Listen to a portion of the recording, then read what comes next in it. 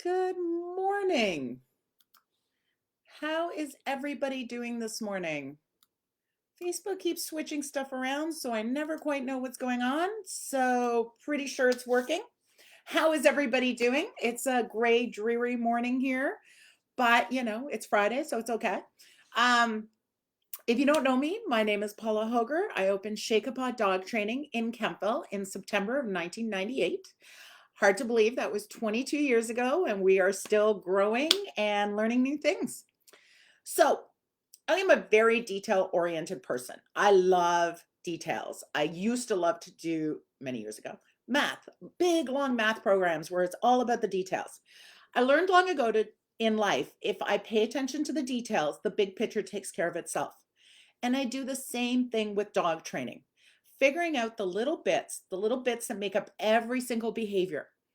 Focusing on the bits makes every solution manageable. The good, the bad, and the ugly. If you focus on the bits, it's fixable. Using this knowledge, I help my clients solve their dog training problems. As I go through this live, please feel free to ask questions in the comments. I will answer throughout the live, so just ask away. If you are listening to the recording, please let me know by using #replay in the comments section. And please feel free to ask anything as you watch the playback, as I will regularly check back and answer questions. For those of you on the call this morning, thank you for taking time out of your day to watch. And please say hello. And today we're going to ask, how many dogs do you have? I currently have two. I have a 9-month-old border collie named Wicca and an 11-year-old border collie named Iggy. I have had four at one point. So it's always makes me laugh when people ask me how many dogs I have. Depends who the crowd is. You always got to know your crowd. Some people are like, you only have two? And some people are like, wow, 2 dogs. That seems like a lot. Makes me laugh. Four is supposedly my limit. That's what I've told my husband. We're never supposed to have more than four. We'll see. I make no promises. So, because dogs are like chips, you can't have just one. There are a lot of benefits for owning multiple dogs. They amuse and play with each other, which is always good. So they're more tired, the onus is less on you to exercise them. They exercise each other. One dog will hang out in the yard where multiple dogs are more likely to run around, and they keep each other company. They're more likely to want to spend time in the yard. Even when going for off-leash runs, the more dogs, the more they run. But some things become a lot harder with multiple dogs. Door manners, for one. If one dog bowling your company over was bad, trust me, multiple dogs bowling your company over becomes mayhem. Excitement is shared. Barking can quickly become out of control with multiple dogs. For example, my now 11-year-old border collie would only give one bark when someone pulled in the driveway.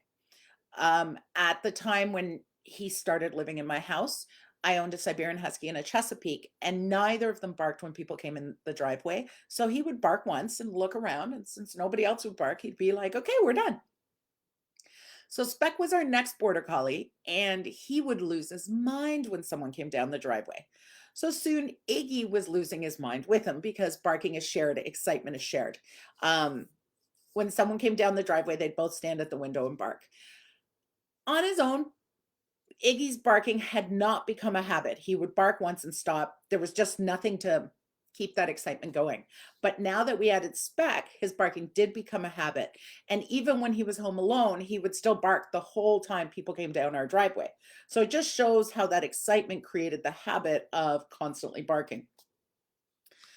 My goal is always, before I add a new dog to my house, to have the dogs that are currently living in the house kind of well-mannered and under control, not needing a whole lot of management to keep them to the level I want to. So then when I add a dog, hopefully they won't be teaching the puppy any bad manners, or adult dog that I add. Okay, so back to the topic for today. Do you know what is rewarding your dog?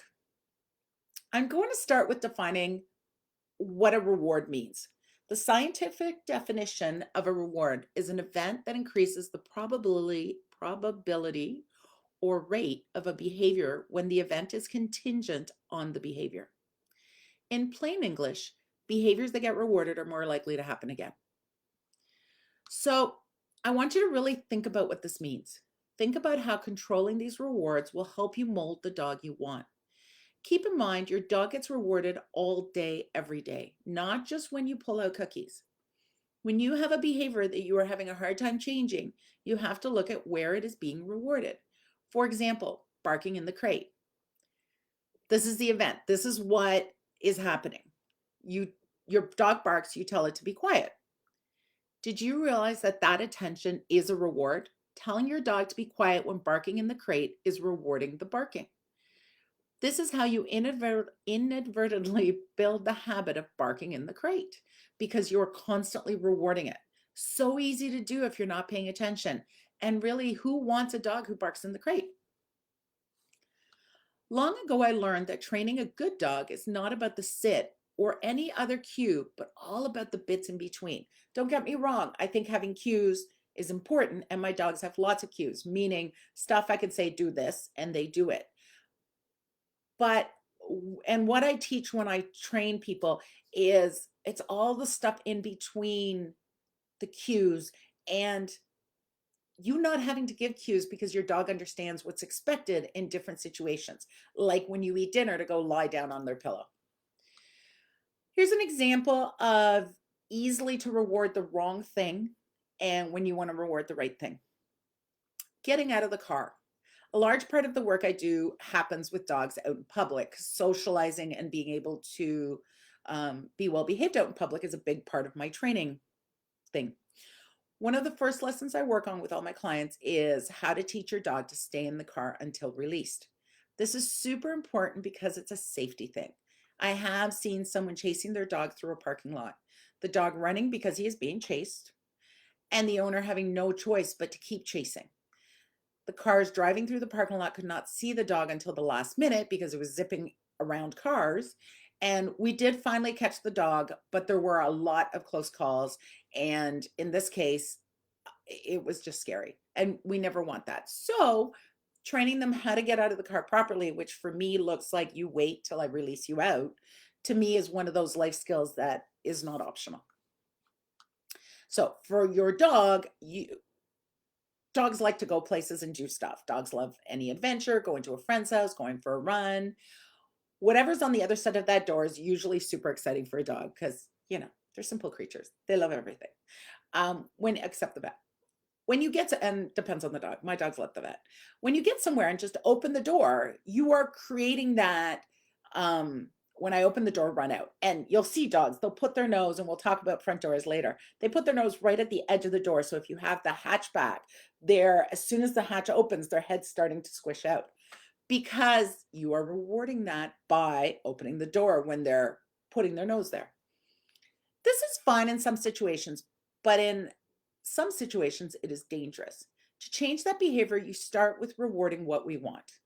I have the client roll their window down a few inches. So I'm thinking if you're letting your dog out one of the back doors, if you're letting your dog out the hatch, I usually recommend the dog be tied into the back because it's really hard to be able to reward with a hatch because they'll get out before you can get your rewarded. So I have the client roll down their window a few inches, low enough that we can reach in and reward the dog, but high enough that the dog can't jump out. I stand there and wait for the dog to sit. The sitting before we start the game has two benefits. Um, it helps to give you a position. Um, it helps to give you a position that is easy to tell when they're about to get up and move. Meaning, if the dog's in a sit, right before they stand, they drop their head. So you can close the door as soon as they drop their head and not worry about them sneaking out. Wait.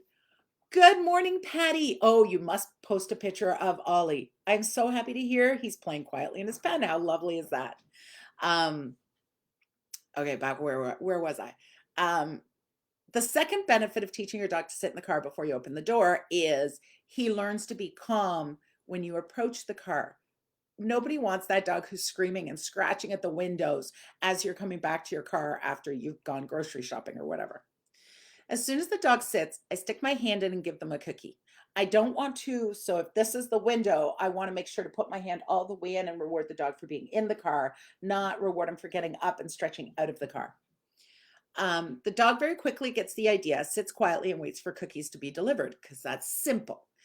Now I open the door. Depending on the dog or the car, I reward the dog for sitting by either reaching in through the window still and rewarding or through the open door. Depends on the car.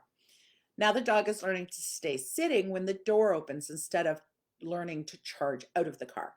Of course, I have a leash on the dog just in case there's a mistake. Inch by inch, I open the door. So I open an inch, I pause, the dog makes the choice to stay, I reward. Or I open an inch, the dog starts to drop its head about to come out, I close the door. And we keep playing that till I can open the door the whole way. If you are working on this, make sure you're not using your body to block the exit. I see that with a lot of my clients. We do it without thinking about it. We make the job easier for the dog.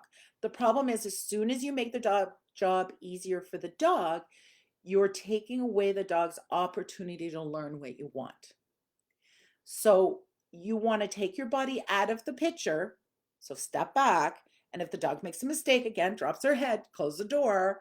But if you step back and they don't, now you get to reward it. And now your dog's going to be that much better. So you want to, when teaching any behavior, you want to give the dog the opportunity to fail. Failure is not a bad thing. It is part of learning. And the better you're able to understand that and put it into practice, the better dog trainer you will be. I've mentioned this before, the failure rate should be about 20%. That means 80% success. Whenever I'm training something and it's not working, I right away start counting. Ideally, you count every time. I count sometimes. I right away start counting because usually the problem is my rate of reinforcement has dropped too low. So my failure rate has gone too high. This means for every 10 tries, your dog should on average fail twice. So if he's had 10 easy reps where you were rewarding and he had no questions, I am going to make it harder. How could you make an open car door harder? Go somewhere where people are walking by. Step out of the way. Somebody walks by, your dog makes the choice to stay. Awesome, you reward that. Your dog makes the choice to go, you close the door. This becomes super fun as the dog gets really good at it. And then you can have someone run towards the dog or throw a toy. This is creating that dog that understands I stay in the car no matter what. At this stage, I make the challenges, at this early stage, make the challenges super easy just by moving yourself out of the way. And always make sure there's management in place, like holding the leash. So if he makes a mistake and you're not quick enough to close the door, and you have to be careful with car doors because they're heavy, then you stop him with the leash and just pop him right back in. Don't forget, when you are ready for the dog to come out, to give a very clear release, such as okay, or break, or let's go, something that tells the dog these words say it's okay to get out of the car. So let me know, how is your dog's manners getting out of the car? Does he get out of the car? Does he wait patiently to come out of the car, or does he bowl his way out? Our next example is for your sanity. Picture this. It's Sunday morning and you finally have a chance to sleep in. Except you know your dog isn't going to let you because they're used to getting up at 5 a.m. like every morning for work. You would really love your dogs to sleep in, but you don't know how to go about it. This is very important to me. I rarely get to sleep in, and when I do, nobody can bother me. Say hello to the Miss Wiki. Oh, we see her little nose appear. So my routine when a new dog comes into my house is first, any new dog in my house is created at night, if not somewhat during the day, but definitely at night until I get to know them and they earn the right to be free in my house because I know they won't eat stuff, go to the bathroom, blah, blah, blah. If in the morning most dogs in the morning make noise because they need to pee, especially when there's babies. And I take them out and I put them back in their crate. I don't want to eliminate the whining in the crate because I want them to let me know when they need to go to the bathroom. But I don't want them to associate the whining in the crate with me getting up and letting them play on the bed, because that's a huge reward. Getting to be on the bed and hang out with us while we sleep or read our books or whatever is a huge reward. So Once they go back in their crate, if they're going back in their crate, I either lie in bed or get up and do my morning routine. I'm in no rush to let them out because I know they just went to the bathroom. And with puppies, I want them, their crates are in my bedroom. I want them to see me get dressed because forevermore, I'm going to want that dog hanging out while I get dressed, not stealing my socks, chewing on my stuff, all those things that happen as this clothes is moving back and forth. So I like that. I like them in the crates while I'm getting dressed. When they've earned house freedom by proving they can be loose and not chew or destroy anything. So now they have house freedom at night. Every dog I've ever had wakes me up. The first night they're loose, always, when they wake up, they're like, hey, it's morning and I'm free. How are you? And this is when I get out of bed and I put them back in their crate. And then I go back to sleep. So let me be clear. For my dogs, because I can hear some of you going, but isn't that a punishment? And you're not supposed to punish, you're not supposed to use the crate as a punishment. Totally agree with you. But for my dogs have huge amount of reinforcement training for going into their crate. By the time they're loose in the house at night, they're at least 9 months old, which means they've been rewarded at least 1,000 times for going into their crate. As soon as I walk towards the crate, they run in, they're totally happy with it, and they get rewarded. So this is not a punishment, it's a skill. I am not mad, I am not yelling. I just get up, put them in their crate, close the door, and go back to bed. I don't usually even say anything because my dogs are used to when I walk over to the crate, they pop in. What they are learning is if you wake the mama, she puts you in your crate. Not a punishment, just a chain of events. Wake the mama, go in the crate. When they don't bother me and they hang out on the bed, they get to stay on the bed. So very quickly, they learn, be quiet on the bed. She doesn't put you in the crate. Wake her up. She puts you in your crate. None of my dogs have ever chosen to keep bugging me so that I could put them away. Do they make mistakes? Sure. Once in a while, somebody will wake me up and then I'll put them in a crate. Honestly, it's happened like 2-3 times and then it never happens again. Now, this did lead to, you always got to think, what is your cue that you're awake? What is the point where they're allowed to bother you? And not bother you, but wake you up. My Siberian Husky, I'd be sleeping with my head on the pillow and I would open my eyes and he'd be sitting next to the bed with his nose here, waiting for me to open my eyes.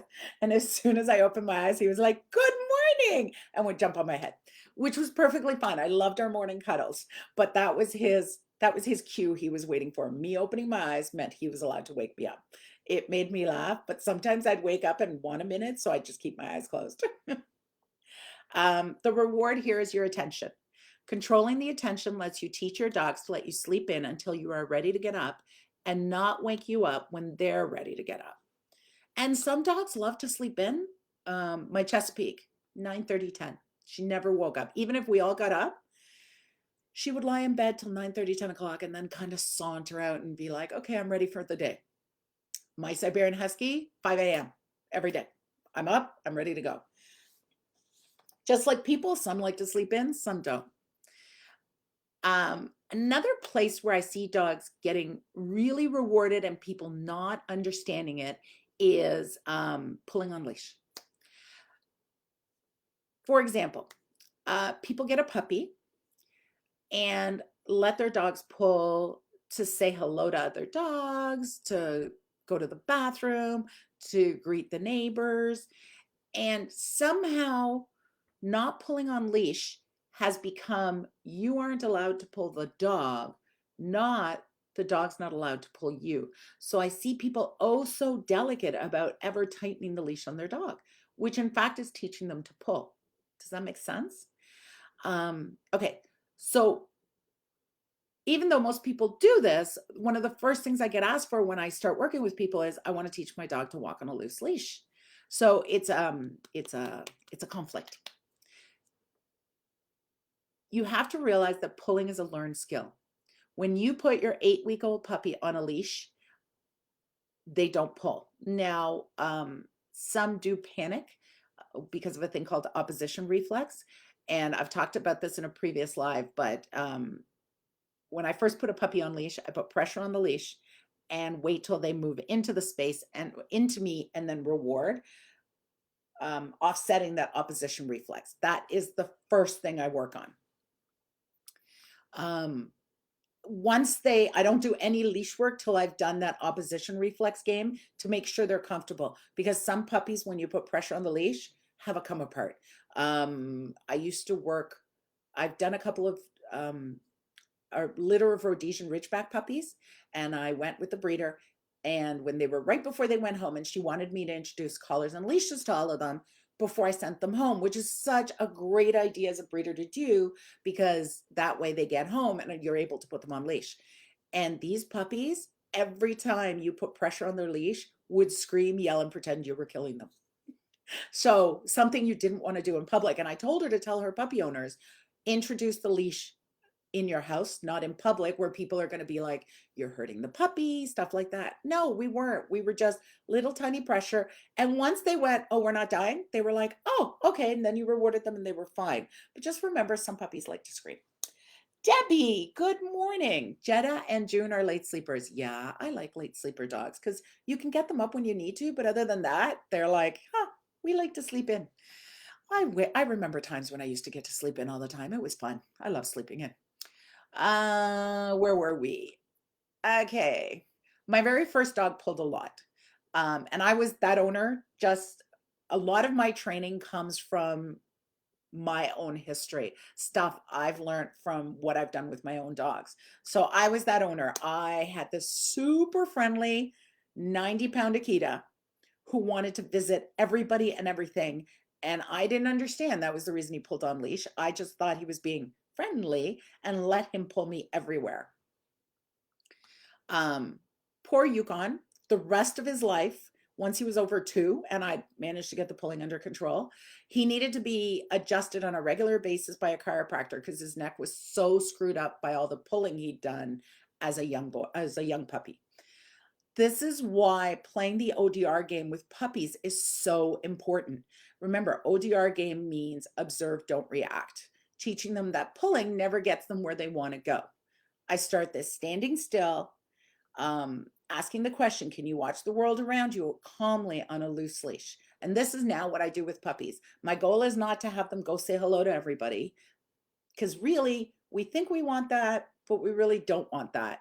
We want a dog who can walk down the street and ignore everything. That is what we really want, because that gives us the dog that can go anywhere and do anything with us.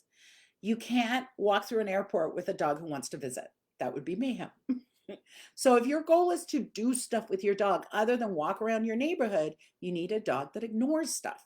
And letting him go say hello to everything he wants to is teaching him everything's available. So the ODR game is how I start to work on walking, and I will put the link. I did a couple of weeks ago. I did a Facebook Live on loose leash walking, and I will put the link in the show notes. But if you have a dog who has a history of pulling, keep in mind this is a process. You're not going to get rid of pulling in a week or 2 weeks. You're going to have to make a huge commitment and change what you're doing, not just what the dog's doing. If you have a puppy, you can start right away making that pulling on leash is just never going to be an option, which means your dog will have that understanding so much clearer. Walking on leash is something you always have to be vigilant. My dogs walk really well on leash. I'm really happy, but I won't lie. I don't walk them on leash. I walk them on leash regularly, but I don't take them for walks on leash, meaning we go on leash to go from point A to point B. We don't go, our exercise isn't walking on leash. If I am taking them for a walk, which I do when I visit my sister in Toronto, I usually put them on their head halters because I don't want to have to be vigilant. I'm going for a walk, we're chatting, she sometimes is holding one of the dogs. So I just want to walk. When they're on their head halters, they're not going to pull the same way. And that way I don't have to risk my walking on leash most of the time. Okay. Another area that I see dogs being rewarded without anyone realizing it is running out the front door. Same idea as getting out of the car. When we go for a walk, we put our dogs on leash and open the door. Dogs love to go for a walk, or they're going to the car, whatever, and want to get outside as soon as possible.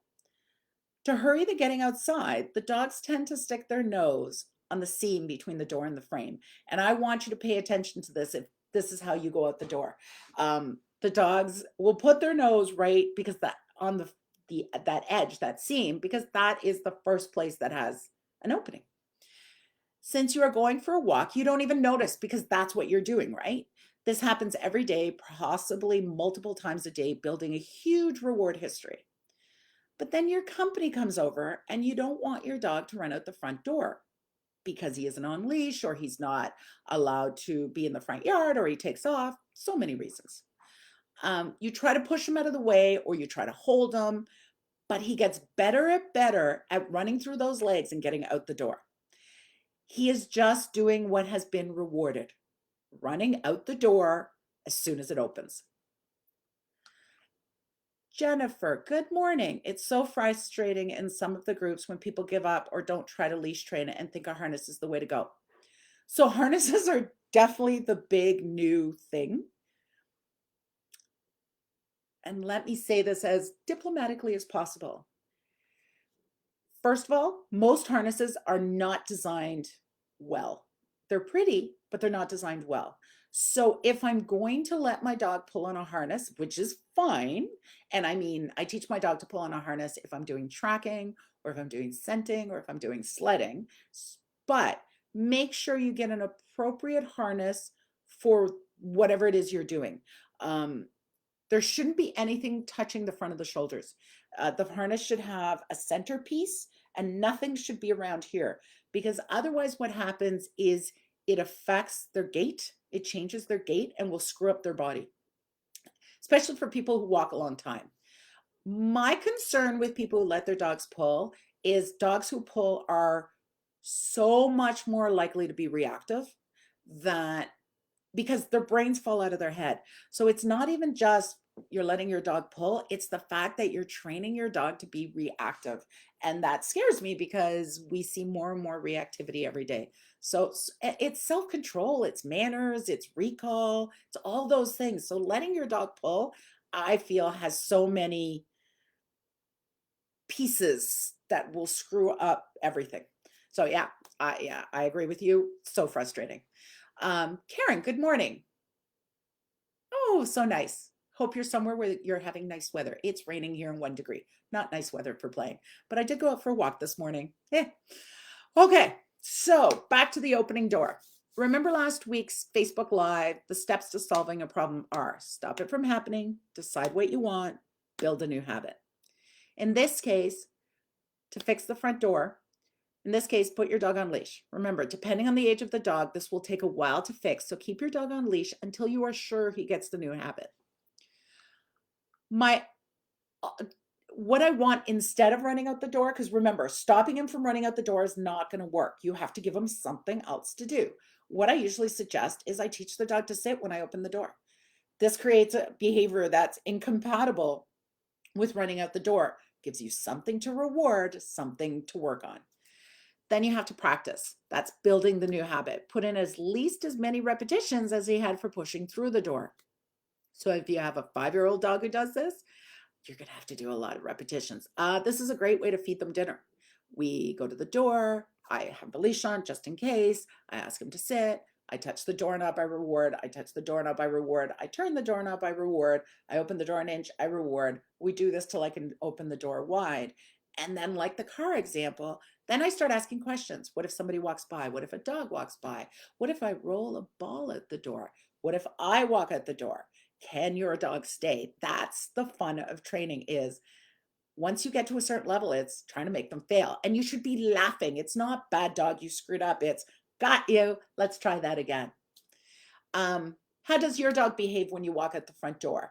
Is getting out the door a problem for you, or is that something that you ask them to sit? I ask my dogs to sit at all exit doors out of my house, partly because it lets me practice my stay for agility every single day, multiple times a day, partly because of the control.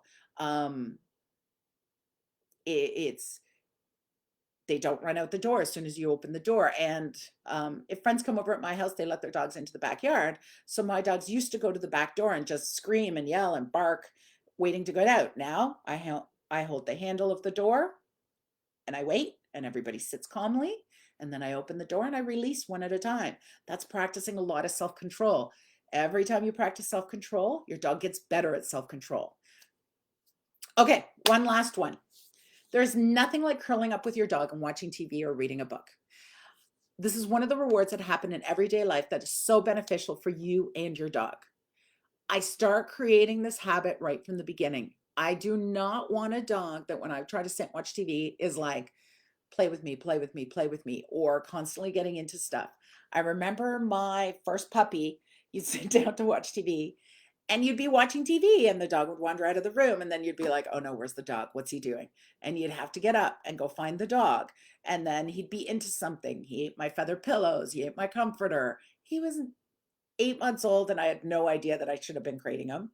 And this was long before you could pause TV shows. So for the first year of his life, we watched very little full shows. Now I manage it. So I start creating the habit right from the beginning. When you go to watch TV, you give your dog something to do, a good rawhide, a frozen Kong, anything like that that will keep them busy. Getting your dog in the habit of when your butt hits the couch, he grabs a toy, lies on his bed, and chews on it. Don't wait until he's being annoying and then give them the chew. And this is what I see people doing. They still give them the chew, but they wait till the dog's annoying and then they give them a chew. This would be rewarding him for being annoying. This is really important. Debbie, I stay on your mat and they bolt for their treat, but staying is another story. So, working long stays on their mat, on their beds, on whatever, is a skill I find really useful. I use it when I'm camping. I use it when I work out so they don't get in your face when you're trying to do a sit up. And how I start teaching it, I have the dogs tied so they can't get off their mat once they get put on. Because usually when I'm doing long stays, they're like half-hour stays. They're not, when I'm teaching it down, I'm standing there looking at the dog. And I can reward and I can manage. But when I'm doing long stays, such as being on a mat, the criteria is do whatever you want, just don't get off. I like using raised beds because it's really obvious when they're on and when they're off. Where a regular bed, if they're hanging half on, half off the bed, are they on the bed or are they off the bed? The criteria gets fuzzy. So I have raised beds that they use. I don't think I can turn the monitor so you can see it. So I have a raised bed in my kitchen and I have a raised bed in my office for the little Miss Wicca. And they have tie-outs. So there's in the office, I use a little piece of chain because she'd eat the leash. It's tied to the bookcase next to the bed. So now she's not being tied up anymore because she's staying, but she's tied up on the chain. So if she chooses to get off the bed, there's nowhere to go. And then she'll choose to get on the bed because it's comfy. There's a pillow on top of the bed. It's comfy. When she's on it, I regularly throw her kibble. So that's how I start working on them staying in place for the long stays, like watching TV or in the kitchen. Debbie, we are good at the door. Thank goodness. Good job.